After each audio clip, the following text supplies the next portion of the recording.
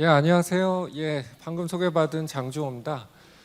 그 유통 혁신과 뭐 비즈니스 혁신, 신기술 활용에 대해서 이제 말씀을 좀 드리겠다고 하는데 좀 딱딱해 보여서 제가 제목을 AI를 통한 유통의 게임 체인지. 요즘에 뭐 신기술이라고 하면 AI라든가 빅데이터라든가 뭐 메타버스라든가 이런 거 빼면은 대화가 안 되니까요. 뭐 이렇게 한번 주제를 잡아봤고요.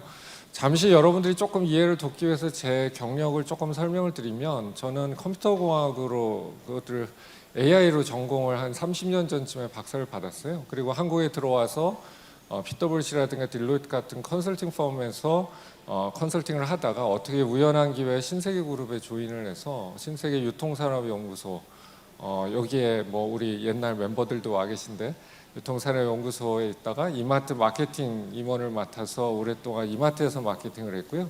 그다음에 GS 홈쇼핑에 옮겨서 GS에서 또 마케팅을 하다가 마지막에 이제 홈플러스에서, 홈플러스가 이제 원래 영국 테스코였다가 이제 MBK로 주인이 바뀌고 거기에 이제 경영진으로 조인을 해서 전략 그 실장 겸 마케팅 부문장으로 한 4년 정도 근무하다가 뜻한 바가 있어서 AI 시대가 왔는데 과연 AI로 박사를 받은 나는 왜 매일 홈플러스에서 팔리지도 않는 고등어를 행사를 하고 있는가, 뭐 이런 거 어느 날 현타가 와서 지금은 이제 서울과학종합대학원에서 AI 빅데이터 AI 공학대학원에서 교수로 일하고 있으면서 궁극적으로 제가 잘 아는 부분이 이제 AI와 유통인 것 같아요. 유통에 거의 한 20년 있었기 때문에. 그래서 유통을 어떻게 AI라든가 빅데이터 같은 신기술로 혁신할 것인가에 대한 고민을 어떤 면에서는 저에게 하나님께서 주신 미션인 것 같아요. 그래서 그거를 고민하고 나름대로 사업이라든가 비즈니스를 구상을 하고 있고요. 준비를 하고 있습니다. 제가 구상하고 있는 거를 뒤에 한번 말씀을 좀 드리려고 하고요. 이게 어떻게 보면 안타까운 현실인데, 우리가 유통산업 주간이라고 이제 여기에 많은 분들이 유통업에서도 오시고 반가운 우리 이마트 멤버들도 보고 그다음에 뭐 홈플러스 멤버들도 봤는데 참 어렵습니다. 요즘 유통이란 비즈니스가, 이건 우리나라뿐만 아니라 글로벌리 유통이란 비즈니스가 사실은 지금 아주 잘 된다라고 표현할 수는 없을 것 같아요. 뭐 여러분들 잘 아시는 온라인의 절대 강자인 뭐 미국의 아마존도 요즘에 뉴스 보시면 아마존의 실적이 계속 나빠지고 수익이라든가 이런 거에 한계에 봉착하고 있고, 그 다음에 한때 뭐 저희가 하늘같이 우러러 보던 월마트라든가 미국으로 치면 타겟 같은 오프라인의 대강자들도 지금 여의치가 않습니다.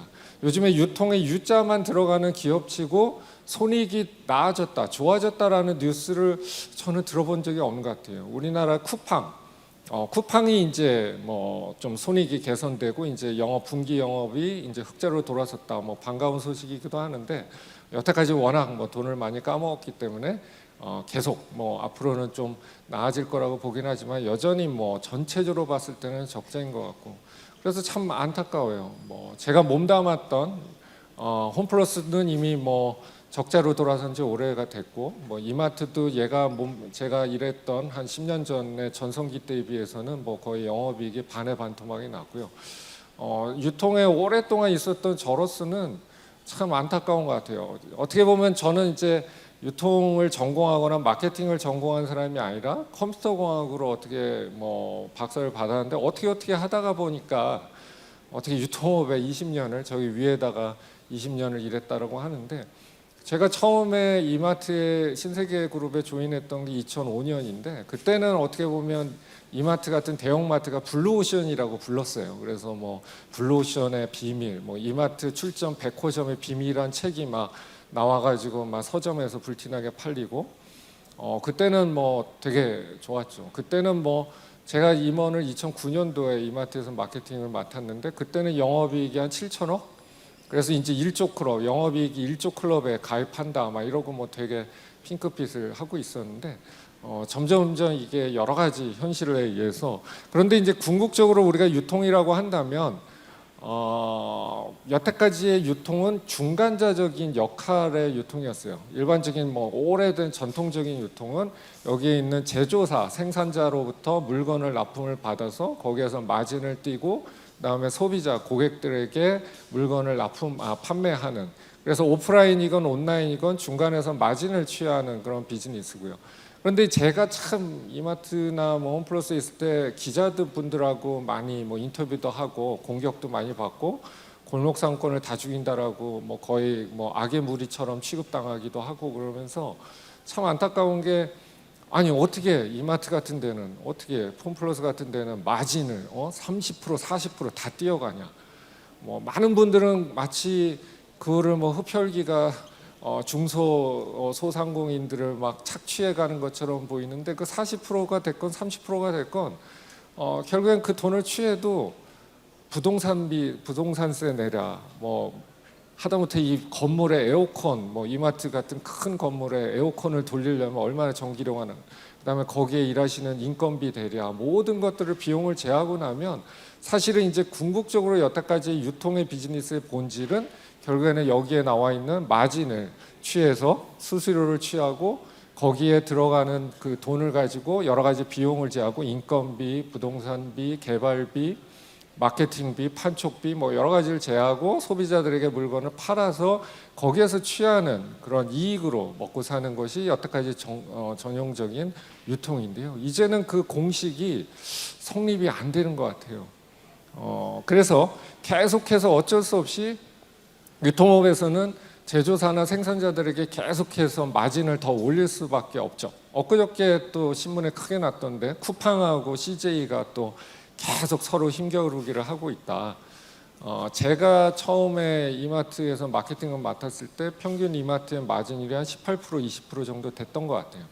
근데 지금은 거의 뭐 40% 50%, 쿠팡은 지금 50% 육박하고, 그거를 과연 쿠팡을 욕할 수가 있느냐? 아니 쿠팡도 먹고 살아야 되는데 여러분의 집 앞에다가 물건을 아침마다 갖다 드리려면 그 사람이 해야 되고 거기에 돈이 들어가야 되는데 쿠팡이 50%나 마진을 먹는다고 이 악의 무리, 이 사탄의 자식들 막 이렇게 막 공격을 하는 부분에 있어서 안타까운 면이 있죠.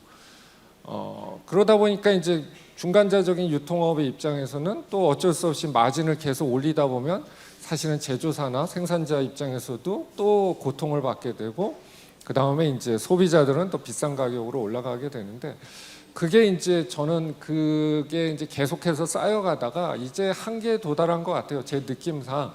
야 이제 더 이상 이대로 이게 비즈니스가 영위가 될까?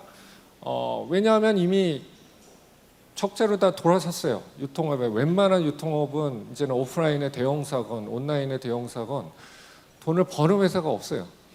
제가 사실은 홈플러스에서 2년 전에 퇴임을 하고 나올 때 어떻게 보면 여기에 홈플러스 우리 사랑하는 후배도 와 있지만 속이 후련했습니다. 야 정말 제가 거의 홈플러스 마지막에 1년간은 제가 이제 영업 총괄하고 영업 숫자를 책임지니까 아침마다 회사 가는 게 두려웠어요. 아 오늘은 또 얼마나 깨져 있을까. 전년 대비 게다가 제가 또 그걸 한참 할 때는 코로나가 또 빵 터져가지고 특히 오프라인 더 타격받을 때여서 야 전년 대비 몇 프로 마이너스 20% 마이너스 10%막 이게 연속 2, 3년을 가니까 제가 그렇지 않아도 빼짝 마른 사람이 더 마르더라고요. 이대로 가다가 죽을 것 같아서 현타가 와서 슬그머니 도망쳤어요.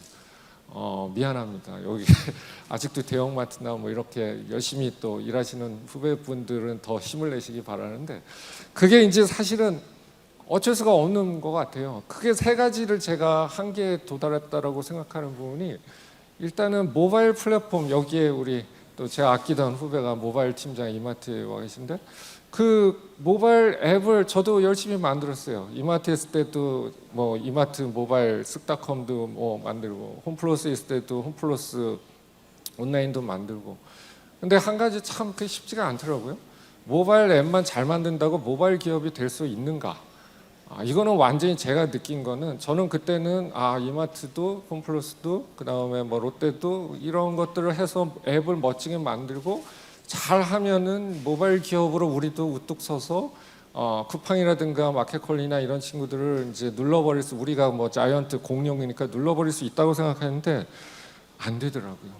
이거는 중세 봉건제도에서 근대 산업제도가 바뀌듯이 철학이 바뀌어야 되고 사람들의 생각이 바뀌어야 되고 일하는 방식이 바뀌지 않으니까 앱을 만들고 운영을 한다 하더라도 실제적으로 그게 쉽지가 않았습니다. 두 번째는 최저임금과 인구구조의 저주인데요.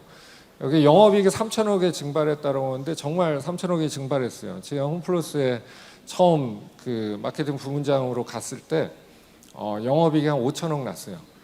그런데 이제 그 당시 정부에서 최저임금을 16%를 한 방에 올리고 10%를 한 방에 또 두 번째 연속으로 2년을 하니까 영업이익이 3천억이 날라갔어요. 그래서 원래 영업이익이 5천억 나던 회사에서 갑자기 영업이익이 1,000억대로 떨어지니까 그 다음부터는 이제 회사가 완전히 뭐 그냥 갈팡질팡. 이거 어쩔 수가 없어요. 그때부터 저는 매일 그냥 뭐 거꾸로 매달려 가지고 뭐 고문도 당하고 뭐 주주사한테 맨날 뭐 조 터지고 뭐. 근데 참 쉽지가 않더라고. 내가 어쩌라고 내가 임금을 올려버리는 거를. 그 다음에 이제 세 번째는 또 하나의 변화가, 그러다 보니까 제조사들도 이제 D2C, 다이렉트 컨슈머로 사업을 전환할 수밖에 없죠. 여러분들 뭐 유명한 사례 알죠? 나이키는 이제는 유통까지 다 하죠. 백화점이라든가 쇼핑몰에서 나이키 다 뺐어요. 온라인에 나이키에서 매출의 8, 90%가 나고, 그렇게 이제 나이키가 온라인 플랫폼을 기반으로 해서 D2C를 하니까 영업이익이 거의 100% 이상 확 뛰어가지고 엄청난 성공사를. 그래서 이제 많은 제조사들도 이제는 나도 D2C로 갈 거야 라고 많이 노력을 하고 있습니다. 반면에 이제 사실은 유통사들도 어떻게 보면 제조사들한테 선빵을 날렸죠. PB, 어제도 뭐 우리 BCG 김 대표가 뭐 PB에 대해서 강의하셨다고 그러는데, 어떻게 보면 제가 뭐 이마트 했을 때 피콕이라든가 노브랜드를 만들면서 제조 영역까지도 먹겠다라고 해서 어떻게 보면 유통사들이 또 제조사들한테 선빵을 날렸어요. 그래서 이제 그 당시에 또 CJ하고 뭐 옥신각신했는데, 지금은 이제 PB가 점점 커지고, 그럼 제조사 입장에서 어떻게 하겠어요? 유통사만 믿고 있을 수는 없고, 그러면 우리도 유통으로 뛰어든다라고 해서 요즘에 많은 회사들이 자사몰을 만들고 있고 D2C 채널로 브랜드샵 같은 것들을 시도를 하고 있는데 사실은 쉽진 않죠. 왜냐? 여태까지 해본 것이 아니니까.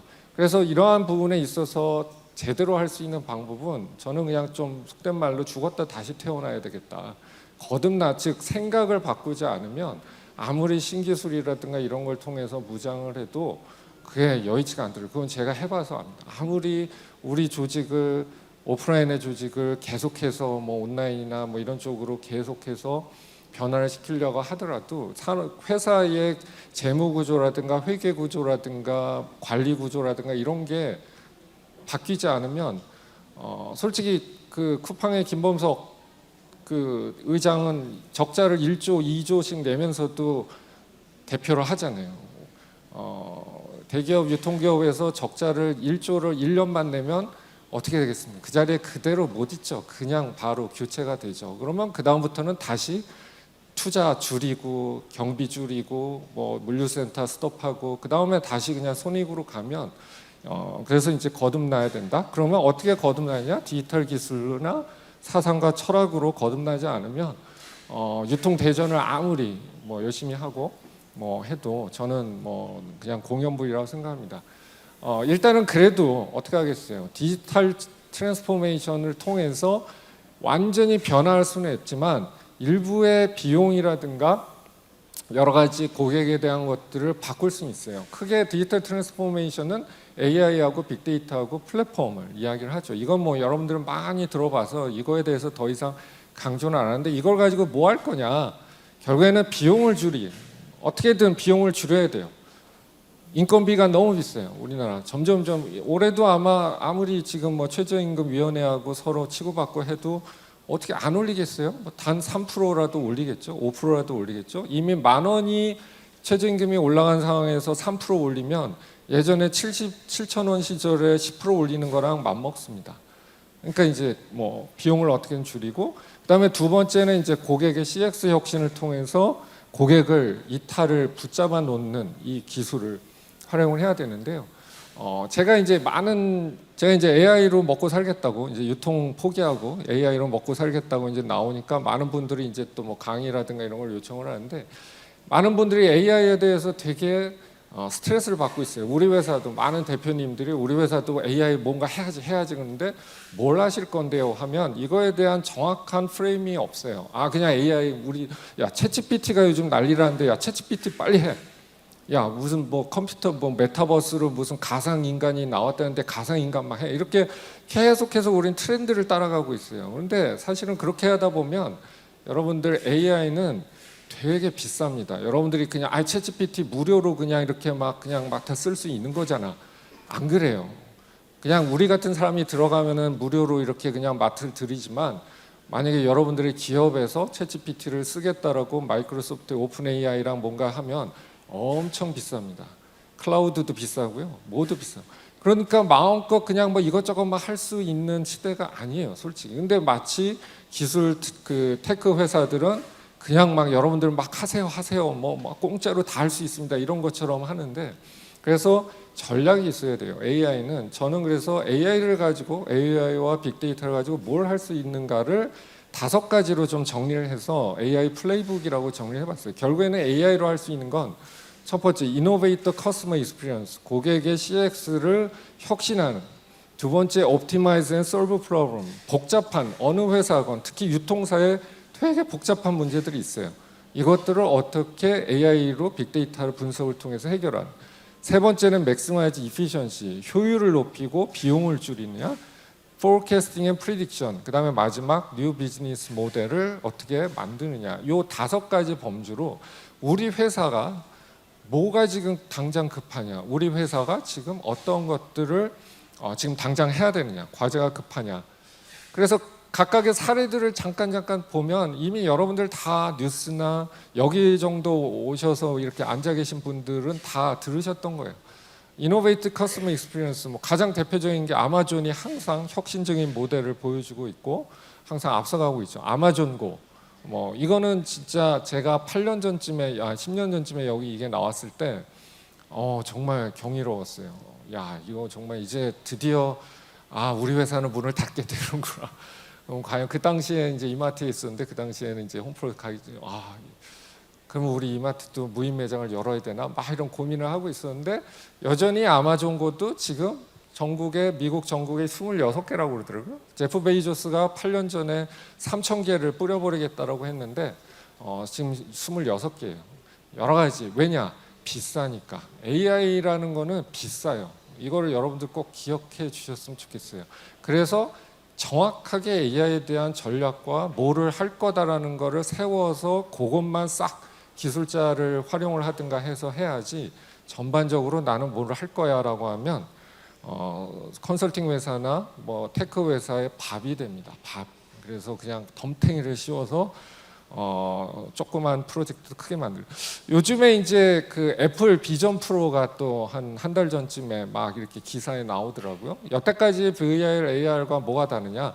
엄청나게 달라요. 여태까지 VR의 그 여러 가지 뭐 고글 쓰고 하고 있던 부분들에 있어서는 컴퓨팅에 대한 그거는 기능은 따로 있어가지고 완전히 서버 안에서 그거를 움직여야 되는데, 이거는 그 안에다 하나로 들어가서 그야말로 고글만 쓰고 있으면은 많은 일들을 할 수 있는. 그래서 뭐 여기 사진에 보는 것처럼 뭐 자기 방의 현실을 보면서 뭔가를 하는 것도 있지만, 여기서 활용될 수 있는 건 꼭 커스터머 익스피리언스뿐만 아니라 우리가 물류센터라든가 아니면은 여러 가지 하고 있는 부분에서 사람이 할 수 있는 거를 거들어주는 역할도 할 수가 있습니다.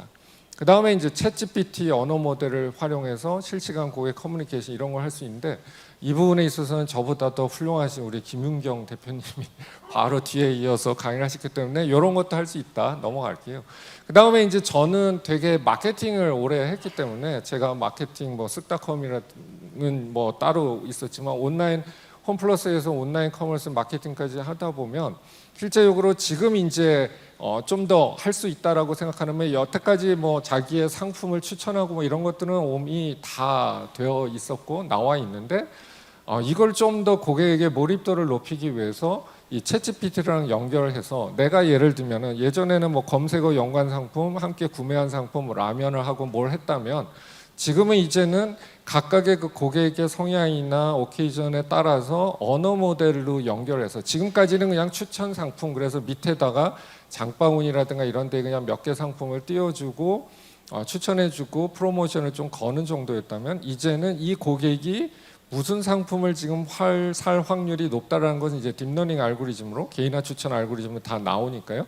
이거를 챗GPT와 연결해서 고객에게 말을 걸 수 있는 시대가 됩니다. 그래서 저는 사실은 지금 뭔가 좀 따로 또 개인적으로 프로젝트를 우리 학교 학생들 회사하고 같이 하고 있는 게, 여기에 어떤 고객이 뭐가 들어왔다 그러면 그 상품을 하는 거 플러스 챗GPT 모델과 이런 아이콘, 이런 가상인간과 연결해서 마치 이런 상상해 보세요. 여러분들이 뭐 쿠팡에 들어와서 물건을 쭉 보다가 뭐 예를 들면 TOP 커피 같은 것들을 살까 들어갔는데 그걸 딱 클릭을 하니까 TOP의 모델인 원빈이 여기에 이렇게 아바타처럼 떠서 저예요. 원빈입니다. 그러면 여러분들 바로 구매하시겠죠? 이렇게 해가지고 뭔가 좀 더 그 고객들에 있어서 인터랙션을 높이는 것이 이제 가능합니다. 언어 모델 플러스 그다음에 요즘 뭐 저 아시는 여러 가지 이러한 그 가상 모델 기술을 이용해서 할 수가 있는 부분이 있고요. 그다음에 이제 두 번째 앞에 것들은 그냥 간단한 뭐 어떤 이 커스텀 익스피리언스 여러분들이 아는 사례라면 이제 옵티마이즈 앤 솔브 프로브는 물류 부분에 있어서 AI를 통해서 배송 차량 경로 최적화나 아마존 물류센터 이런 부분들은 이건 다 아시니까 넘어갈게요. 맥시마이즈 이피션시 같은 경우에는 이제 어떻게 보면 사실은 사람의 손을 줄여준 거예요. 슬픈 얘기죠.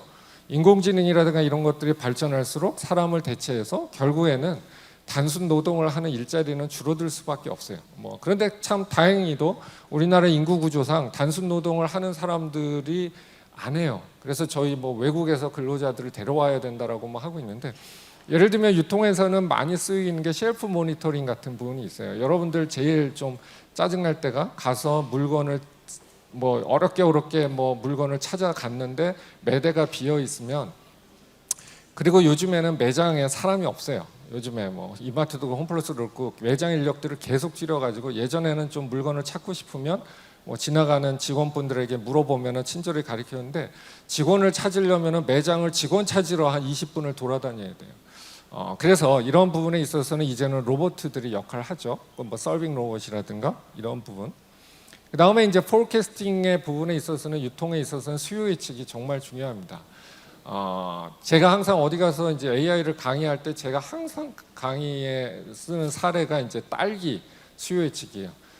딸기가 이제 이마트라든가 홈플러스 같은 데서는 제일 빠르게 물러지는 그래서 당일 판매를 반드시 해야 되는 아이템인데 이거를 과연 오늘 몇 박스를 주문을 해서 뭐 예를 들면 이마트 가양점이다 그러면 이마트 가양점에 갖다 놔 이거는 정말 풀리지 않은 숙제예요. 이걸 뭐 사람이 신이 아닌 이상 어떻게 그걸 하필이면은 딸기를 많이 갖다 놓으면 그날따라 눈보라가 막 쳐가지고 아주머니들이 주부들이 안 와서 딸기가 다 남아 그다음에 또 딸기를 조금 갖다 놓으면 그날따라 화창해서 또 막 주부들이 와가지고 뭐 딸기 없다고 막 6시 넘으면 품절되면 와가지고 점장한테 막 쌍욕을 해요. 이놈의 매장은 딸기도 없다고 거지 같다고 막 이러면 점장은 막 머리가 패닉이 되죠.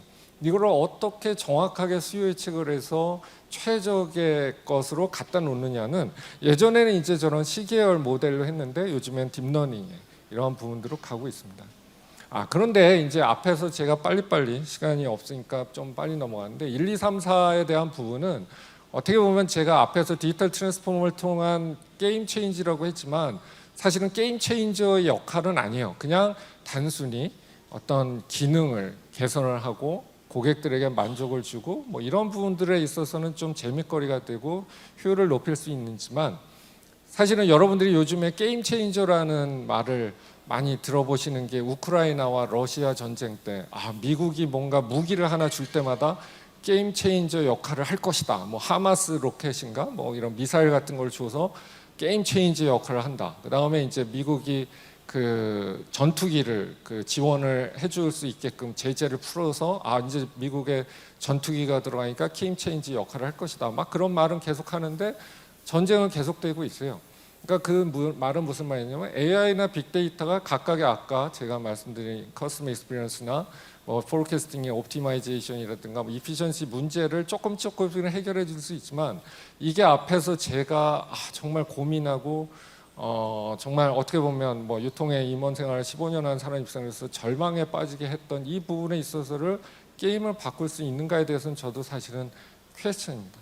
그런데 이제 저는 궁극적으로 이게 쉽지는 않겠지만 AI 유통이라는 새로운 유통의 포맷, 즉 예전에는 가운데 중간자적 인터미디어리로서의 유통업자가 뭔가의 역할을 해주고 마진을 먹고 그 다음에 그 마진에서 먹은 걸 가지고 내가 비용을 쓰고 이런 비즈니스 모델로서는 적자의 늪을 벗어날 수 있을까? 저는 솔직히 퀘스천입니다. 아직 모르겠어요. 뭐 그럴 수도 있겠죠. 근데 과연 그렇게 될 수 있을까? 저는 계속 인건비 올라갈 거고 계속 부동산 비용 올라갈 건 계속 올라갈 건데 비용 올라가는 것밖에 없어요. 한전이 전기료를 여러분들 3%만 올리면 큰 대형마트에서는 손익이 500억이 날아갑니다. 어마어마하게 전기를 많이 쓰잖아요. 그래서 저는 모두가 윈윈할 수 있는 AI 유통이라는 거가 이거는 어떻게 보면 기존의 유통회사, 대형 유통사 입장에서는 사실은 달갑지 않을 수도 있어요.